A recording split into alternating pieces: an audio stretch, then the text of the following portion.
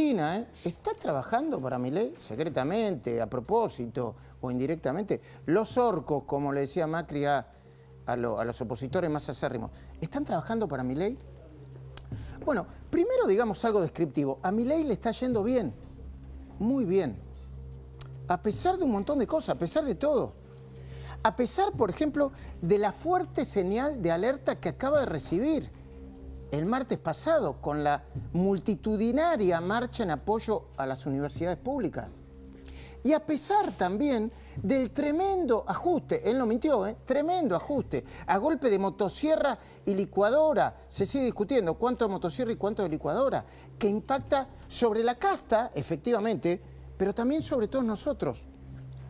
A pesar de que la mayoría de los argentinos, y nosotros lo vemos, y no lo ocultamos, no estaría llegando a fin de mes, muchos estarían usando dólares, los que tienen guardados, qué sé yo, para pagar las expensas, el alquiler, estarían comprando artículos de necesidad de segundas marcas, porque para la primera no alcanza, mientras que bajan algunos precios, sobre todo los alimentos. Están cambiando de plan de salud o directamente renunciando a la prepaga que tenían contratada, o pasando a sus hijos de colegios privados caros a otros más baratos, no sé si de mejor calidad o peor calidad, más baratos, o directamente a la escuela pública. Pero a Milei le está yendo muy bien. Y no porque lo digamos nosotros, no porque él cada tanto, como hoy, golpea, algunos dicen el autobombo, como nadie. Mirá. A pesar de haber hecho el ajuste fiscal más grande de la historia de la humanidad, digamos, o sea, mi imagen no se movió, o sea, sigue igual. Es decir, los niveles de aprobación siguen igual. Bien. Los niveles de aprobación sobre nuestras políticas emblema siguen intactos. Bien. Entonces, y la contracara de todas estas mejoras, ¿sabe cuál es? Que si hoy fuéramos a una elección sacaríamos el 53% de los votos. Entonces, la oposición necesitaba buscar alguna bandera noble para tirar un torpedo político. Bien, ¿y sabe qué le salió mal? Bien. Bueno, fíjate la lectura de Milei, a pesar de que fue fuerte, fue fuerte lo de la marcha y no hay que ignorarlo. Bueno, le habrá servido para algo, lo vamos a analizar. Pero además la mayoría de las encuestas dicen que le está yendo bien. La última, de Aresco, a cargo de Federico Aurelio, yo estuve hablando este fin de semana con él, es una de las más sorprendentes. Porque la hizo, yo escuché a Rosendo Fraga, no, esta última Aresco la hizo después del reclamo de martes, después de la marcha de las universidades, en una de las peores semanas desde que el gobierno asumió. Mirá, la imagen de Milei, propiamente dicha, sigue inalterable, en el rango del 55% de aceptación, porcentaje similar al de su segunda victoria en la segunda vuelta. El apoyo a su gestión, ahí lo ves, alcanza el 52%. La valoración positiva sobre la situación general del país, que siempre está baja, subió desde diciembre a ahora del 21 al 34%. Es decir, 13 puntos durante los 141 días que lleva hoy se cumplen, Milei como presidente. Otro dato, la expectativa sobre la situación económica cambió y creció muy fuerte respecto a la comparación de todo el pasado reciente. Y el dato que le gusta subrayar a Milei, del que hablaba Rucauf recién, si las elecciones legislativas del año que viene fueran hoy, la fuerza encabezada por Milei obtendría el 52% de los votos. Ahí lo tenés, 52.2. Y al mismo tiempo, todo el peronismo unido, con Cristina Kirchner, Sergio Massa, Axel Kicillof incluido, apenas lograría el 38% de los votos. 38% de los votos. ¡Wow! Ahí tenés el cuadro. Milei, además, está exultante porque la macroeconomía le sigue dando buenas noticias. Lo acaba de explicar él mismo, calculadora en mano, en la nota que le concedió a Nacho Ortelli hoy a la mañana en Radio Rivadavia. Mirá, te lo digo rapidito. La inflación mayorista pasó del 54 en diciembre al 5% según la última medición. La inflación minorista del 25 al 11% en marzo, y todo indica que la de abril quizá baje hasta un dígito. La inflación promedio de abril quizá baje hasta un dígito. La inflación núcleo, la desestacionalizada, estaría descendiendo hasta el 5%. Y se está registrando, y esto lo dicen todos los economistas, de izquierda, derecha, más consensuales o más drásticos, deflación en algunos alimentos de la canasta básica, es decir, decrecimiento de la inflación. Y como si esto fuera poco, hoy tenemos una mesa de lujo, la vamos a analizar con esa mesa. Lo veo ahí a Seferino Reato. El presidente comunicador, el presidente comunicador se pone en modo hiperoptimista y anticipa, mirá, que la recesión se está yendo, que estamos recorriendo el tránsito de la B corta. ¿Te acordás que el otro día te la mostramos, la B corta? Y que por ese camino virtuoso, según el presidente, escucha bien, los salarios le estarían empezando a ganar a la inflación. Aunque en la calle, eso es cierto, nosotros tampoco, aunque en la calle todavía no se note. Mirá. Otro tema que es muy importante, los salarios ya empezaron a ganarle a la inflación. Esto quiere decir que se están recomponiendo los salarios reales. También, digamos, se está llevando a cabo la recomposición de las jubilaciones. Entonces, cuando uno se fija, es más, estas mejoras son tan notables que ha vuelto el crédito hipotecario en la Argentina. Pero Milei no se detiene ahí. Porque sin repetir y sin soplar, saca de la galera una idea novedosa. Novedosa y todavía no verificable. ¿Cuál? ¿Lo escucharon? Es la que dice que el enorme recorte de gasto se va a terminar yendo de manera casi instantánea a alimentar los buenos y sanos negocios del sector privado. A ver, poneme textual, así soy más preciso todavía. Ya llevamos ajustado de los 15 puntos, 13 puntos. No existe registro histórico en la historia de la humanidad de un ajuste de semejante calibre en 3 meses. Y continúa, ¿no? Una caída real del 35% del gasto público. Esto es sacar al Estado del medio. La verdadera presión fiscal es del tamaño del Estado. Si le pegamos semejante recorte, les estoy devolviendo la libertad a lo loco.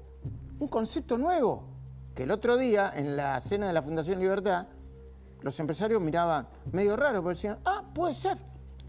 Sin embargo, lo que mejor le acaba de hacer a Milei, lo que mejor le acaba de suceder, además de las buenas noticias que él mismo difunde, es sin duda la irrupción de Cristina Kirchner con un discurso poco articulado y sin la más mínima autocrítica. Pasando por alto, por ejemplo, escúchame porque esto no es un dato menor, algo que se puede pasar por alto. Pasando por alto, su condena a 6 años de prisión por haber participado junto a Lázaro Báez y José Francisco López del choreo de la obra pública que tanto glorifica. Como bien anticipó Cristina, al anunciar ella misma que se bajaría de cualquier candidatura en las elecciones del año pasado, condenada.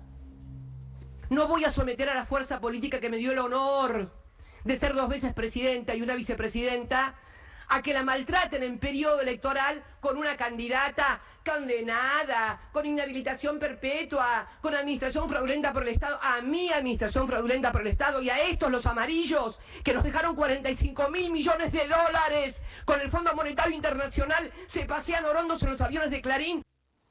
Condenada con prisión preventiva, ahí está Silvina Martínez, que investigó y mucho sobre esto, y responsable junto a Alberto Fernández y Sergio Massa del peor gobierno de la historia reciente.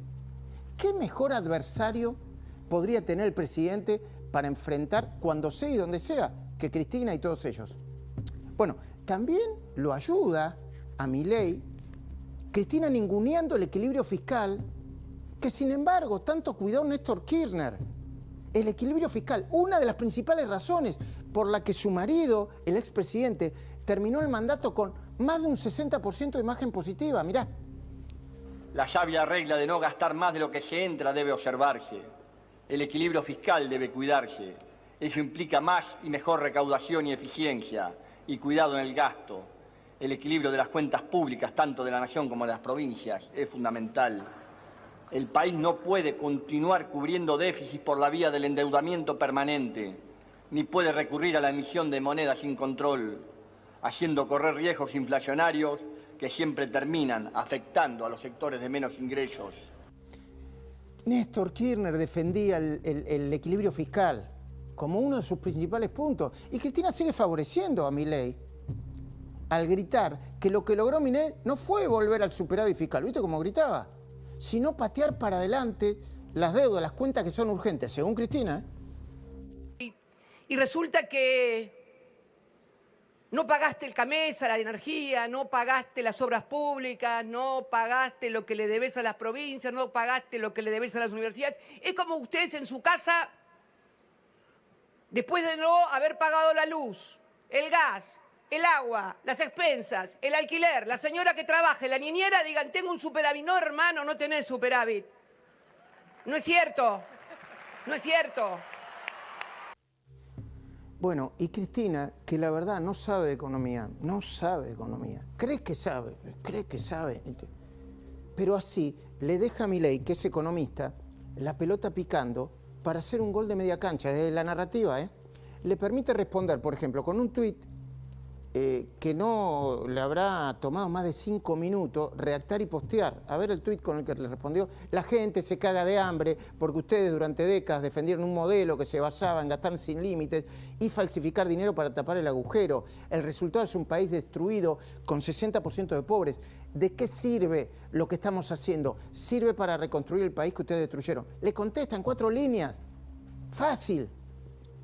Y le deja a Cristina, a Milei, que parece trabajar para él, el campo libre para explicar, por un lado, que a las productoras de energía, CAMESA, le va a pagar con bonos a partir de junio, que a los gobernadores no les va a hacer más transferencias discrecionales, porque no corresponden, y que a la obra pública, tal como la conocimos, el Estado no la va a bancar más, porque significaría volver a escribir el segundo tomo de la causa de los cuadernos de la corrupción. Nosotros hemos decidido cortar la obra pública. La obra pública es la demostración más palmaria de la corrupción en Argentina. Obviamente, digamos, un gobierno que, digamos, extremadamente corrupto y donde la corrupción la viabilizaba por la obra pública, obvio que le parece un disparate cortar la obra pública, pero sí, nosotros cortamos la obra pública porque es un escándalo de corrupción. Ya sabemos que las manos de los políticos son porosas, por eso tenemos tantos casos de corrupción en el kirchnerismo, digamos, los cuadernos de la corrupción no han sido gratis, ¿no? Entonces parece claro que Cristina, al hablar ayer, trabaja para Milei. Pero no solamente Cristina, también lo hace cuando se cuelgan de la noble bandera de la defensa de la educación pública, de la defensa de las universidades, dirigentes deslegitimados, como Luis Delía, ¿lo viste? ¡Buah! Pablo Moyano, Sergio Massa. Poneme a Massa con el fallido ese en el medio de la marcha, como si aterrizara de Marte defendiendo a los pibes. ¿Estudiaste en la universidad pública? No. Por suerte estudié, digamos, primario, secundario y terciario. Mis padres me mandaron a la universidad privada en aquel entonces. Yo tengo a mi hija estudiando en la universidad pública, la mayor. ¿Estudiaste en la universidad pública? No. Por suerte.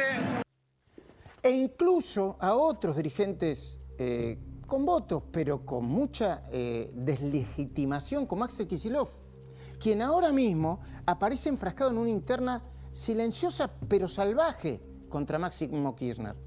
Voy de nuevo, silenciosa aparentemente pero salvaje. A propósito, que alguien le avise a Julia Mengolini que ya nos dimos cuenta todos, porque en una última entrevista que le hicieron está pidiendo a los gritos que dejen de pelearse para que nadie se entere. ¡Shh! Que nadie se entere. Nos enteramos nosotros, que nos gusta la rosca, la política. A la gente común no le interesa una mierda ese internet. Realmente no voy a tolerar que eso se extienda a este presente en una interna con Axel Kicillof y la Cámpora. Me parece que es un desastre. Entonces, te digo, por ahora es de consumo nuestro, de lo que nos gusta la política, la rosca, no sé qué, que nos enteramos. Más vale que la gente no se entere. Porque sería una irresponsabilidad de parte de la dirigencia que la gente común se entere que ustedes todavía están pelotudeando. Más vale que lo diré. Que no se entere nadie. Está por ahí Agustín, está Silvina ahí ya para presentar, está Luis Gasulla, está Seferino Reato, que no nos enteremos, ¿eh? No, que nadie se entere de la interna de Máximo y Axel Kicillof, pide Julia Mengolini. Poquito tarde. Pero pará, eso no significa que el gobierno está haciendo todo bien. ni que las cosas le están saliendo de manera perfecta. Por ejemplo, ahora se sabe que la multitudinaria marcha del martes pasado fue producto, entre otras cosas, de un malentendido, una interna, entre Santiago Caputo y la ministra Sandra Petovelo. Información, parece que Caputo negociaba con Emiliano Jacobiti algunos puntos de la ley bases, pero olvidó o no previó o no puso sobre la mesa, Caputo, la posibilidad de pedirle que levanten la movilización a cambio de ciertas concesiones. Andá a saber cuáles fueron, lo vamos a saber esta semana. Bueno, el reemplazo del subsecretario de Políticas Universitarias, Alejandro el Gallego Álvarez, por el secretario de Educación, Carlos Torrondel, lo tuvimos esta semana en Más Nación, para negociar con los rectores del Consejo de Universidades Públicas, le permitió al gobierno salir del laberinto por arriba. Pero Milei hoy mismo aprovechó de refilón para dar su visión de por qué atacan tanto a la ministra Sandra Petovelo. ¿Por qué es cuestionada recurrentemente Sandra Petovelo? ¿A usted le consta que todos los días está saliendo un montón de casos de corrupción? Sí, la mayoría de denuncias de su gobierno la hace Sandra Petovelo, es cierto eso, sí. La ministra Petovelo es una máquina de descubrir actos de corrupción y los denuncia y los lleva a la justicia todo el tiempo. Entonces, cuando le toca el negocio a alguno, obviamente los grupos de poder responden y la van a operar. ¿Por qué? Y porque es quien está llevando a cabo el trabajo de depuración más profundo que se conozca en la historia argentina. Por lo tanto, se imaginará que yo no estoy dispuesto a entregar a una ministra que está haciendo un trabajo excepcional, terminando con todos los curros que había vinculado a las políticas sociales. Terminando con todos los curros que había y que hay vinculados a las políticas sociales. Hoy le vamos a mostrar uno, hoy en la cornisa. Ni bien termine este comentario, ni bien terminemos, ¿eh? Te vamos a mostrar uno gigantesco. Escucha bien, que está concentrado en una sola dirección. Anotala si querés. Pedro Echagüe 1265, Ciudad de Buenos Aires. A la investigación la titulamos, mucho laburo, de Luis Gasulla, Silvina, de toda la producción de La Cornisa. El Estado, mi casa. En un rato te vamos a contar por qué. Pero tampoco el gobierno puede cantar victoria todavía para festejar la media sanción de la ley de bases y el capítulo fiscal.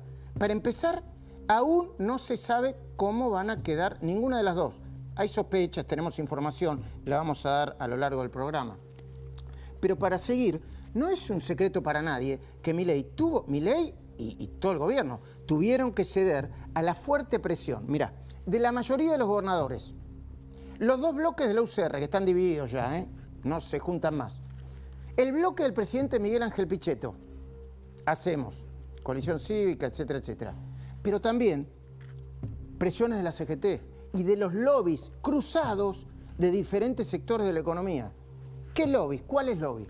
Por ejemplo, los del tabaco, de uno y otro lado, lo de las pesqueras, la de los ensambladores de Tierra del Fuego, la de los casinos y las apuestas online, la de sindicalistas como Sergio Palazzo, que se opone a la privatización del Banco Nación, y lo logró. O la fortísima presión de Hugo y Pablo Moyano, quienes lograron, por ahora, a ver, ¿cómo decirlo? Escucha bien, mantener el curro de la cuota solidaria que usan para cubrir el pufo de por lo menos 20 millones de dólares que se fumaron debido al oscuro manejo de la obra social que administra una gerenciadora cuya dueña se llama Liliana Zulet, esposa del secretario general y madre del hijo de Zulet y de Hugo Moyano, Jerónimo. Y esa concesión se la dieron más allá de las bravuconadas y el piripipí de Pablito Moyano, alias El Salvaje. El ajuste lo está pagando la gente, los trabajadores, los jubilados, y no como nos prometió que le iba a pagar la casa política, ¿no? Él está gobernando con los dinosaurios del fracaso. Los dinosaurios, Mauricio Macri está gobernando, Patricia Borre, Caputo, de Sturzenegger, Cristian Ritondo, son parte de la casta que hoy gobierna nuestro país, ¿no? Esos son los dinosaurios del fracaso que nos han llevado a esta situación. Sí, Pablito, y vos negociás por abajo la cuota solidaria y la cuota sindical para cubrir el pufo que tenés con la gerenciadora, con la obra social quebrada de los camioneros, que pagan todos los camioneros y todos nosotros, ¿no? Por esa vía.